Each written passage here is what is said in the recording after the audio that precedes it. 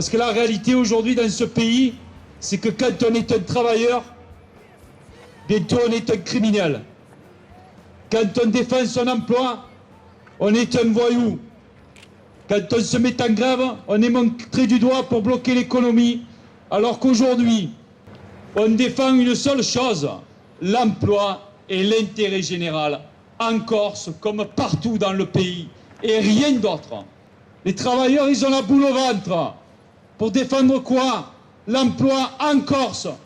Et sur le continent, à Marseille, comme en Bretagne, partout où il y a des marins, tout ce que les marins veulent, c'est du travail et vivre dignement pour leur famille. Et même mieux, ce qu'on défend, nous, c'est les vraies valeurs de la République. Que le travailleur, qu'il soit européen ou pas européen d'ailleurs, qu'est-ce que c'est cette mentalité? Si on n'était pas un Européen, qu'on soit un Africain, on pourrait être exploité comme on l'a été du temps des colonies, dans les champs, sur les routes, on n'aurait pas de droits. Et qu'est-ce que c'est ça? C'est ça la République, hein? La République des droits de l'homme, où on a le droit de faire venir des travailleurs sous contrat de travail de leur pays d'origine pour qu'ils n'aient pas de droits sociaux en France. C'est ça les pavillons internationaux. Et c'est ça ce gouvernement, avec un Premier ministre qui se dit le plus républicain d'entre nous, qui donne des leçons toute la journée dans le pays tout entier, qui laisse faire entre des ports français un navire sous droit international pour mettre les marins français au chômage et exploiter des travailleurs étrangers. C'est la honte nationale. La honte nationale.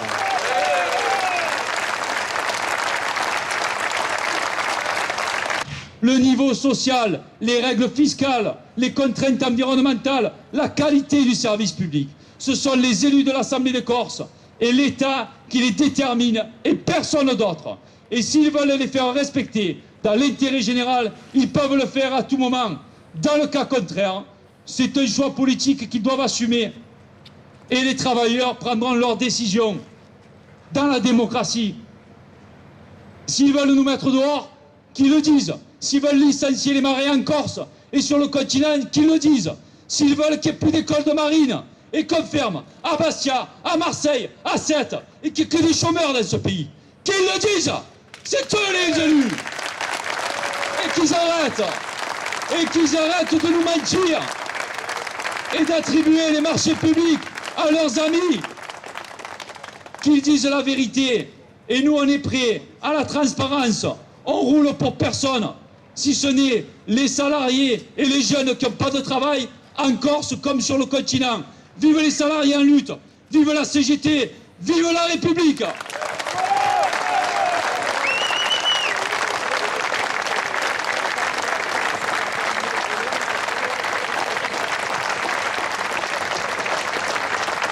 S'ils veulent discuter, on est prêt à discuter.